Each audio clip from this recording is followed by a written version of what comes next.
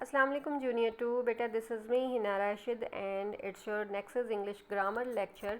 So please open your English Nexus grammar and also open your copies. ठीक है, English B. Please open your English B copies. Beta, you have two copies with you for English subject. One is for English A and the other one is for English B. So this is your B work. Nexus English grammar. Today I am going to tell you about application sketch. ठीक है, आज मैंने आपको बताना है application sketch क्या होता है। आपने ऊपर टॉपिक में यही लिखना है एप्लीकेशन स्केच, यानी बेटा मैं आपको कंप्लीट एप्लीकेशन नहीं करवाऊंगी, just I am giving you starting and ending points. ठीक है, उसके बाद इसका जो हम इसको फिल करेंगे इंशाल्लाह we will fill it on second term. ठीक है, हम इसको सेकेंड टर्म में जो है वो इसको फिल करेंगे। ठीक, तो अभी हम जस्ट इसके स्केच को ही लेके चलेंगे। अब देखें कि आपने ये स्केच बेटा एज इट इज़ ही कॉपी करना है। So let start.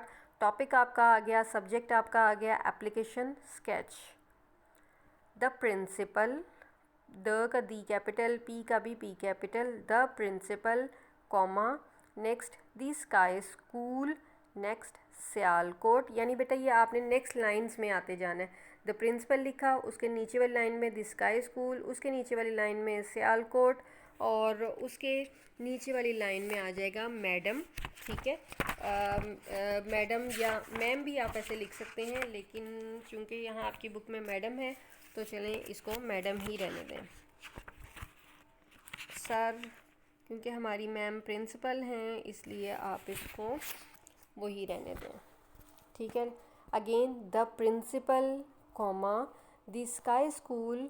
अब अच्छा, स्काई स्कूल के आगे भी आप कॉमा ही ऐड करें, the sky school comma Sialkot. फिर नेक्स्ट उस यानी फोर्थ लाइन में आपने लिखना है मैडम और साथ आप यूज़ करें कॉमा। ठीक है, मैडम के बाद आपने क्या यूज़ करना है, कॉमा। अब मैडम की नीचे वाली लाइन से आपने, जैसे मैंने देखें स्टार्ट किया है, आपने लिखना है विद ड्यू रिस्पेक्ट। ठीक है, with due respect I beg to. बेटा आई बेग टू के बाद आपने जिस तरह से मैंने ये देखें आई बेग टू जहाँ ख़त्म होगा उसके आगे आपने डॉट्स बनाने शुरू करने, यानी वो ब्लैंक बना देनी है और उसके बाद टू लाइंस आपने ब्लैंक्स में ही लेके चलनी है। ठीक है, यानी इसमें जो है वो हमने इसको फिल करना है ना, इंशाल्लाह हम इसको नेक्स्ट टर्म में फिल करेंगे। अभी क्योंकि हम स्केच कर रहे हैं तो मैं आपको स्टार्टिंग और एंडिंग पॉइंट्स ही बताऊंगी। आई बेग टू, ठीक है, आई बेग टू के बाद आपने इसी तरह थी जो थ्री लाइंस हैं वो ब्लैंक्स में ही छोड़ देनी है। उसके बाद अब हम इसकी एंडिंग करेंगे योर्स ओबीडियंटली। ठीक है, योर्स ओबीडियंटली कॉमा, उसके नीचे आपने अपना नाम लिखना है। जैसे अगर मैं लिखूँ योर्स ओबीडियंटली हिना राशिद। अब उसके नेक्स्ट आ गया क्लास, तो क्लास आपकी क्या है बेटा, जूनियर टू। आपकी क्लास क्या है, junior two. That's all. Again start. The principal comma the sky school, sky का एस और स्कूल का S should be capital, the sky school comma Sialkot madam comma with due respect I beg to you. Please बेटा leave three lines.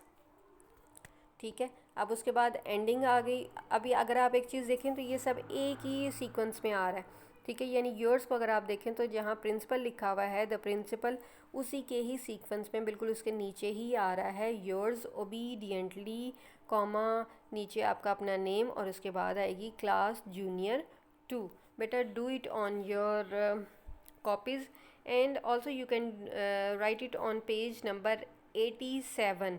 ठीक है, 87 page पे भी जो test your self में आपके पास स्पेस दी गई है, आप ये ब्लैंक जो है वहाँ भी नोट कर सकते हैं। ठीक है, also you can do it on your page 87 test yourself. इसमें जो सब्जेक्ट है वो ये था apply to your principal for leave for an urgent work. ठीक है बेटा, तो आप इसको जो है ना 87 page of your nexus grammar वहाँ आप इसको नोट कर लें, क्योंकि वहाँ ऑलरेडी लाइंस भी बनी हुई हैं, कॉमर्स भी यूज़ हुए हुए हैं, so that will be helpful for you. ठीक है, तो आप इसको पेज 87 पे कंप्लीट करें। Okay, take good care of yourself, thank you so much.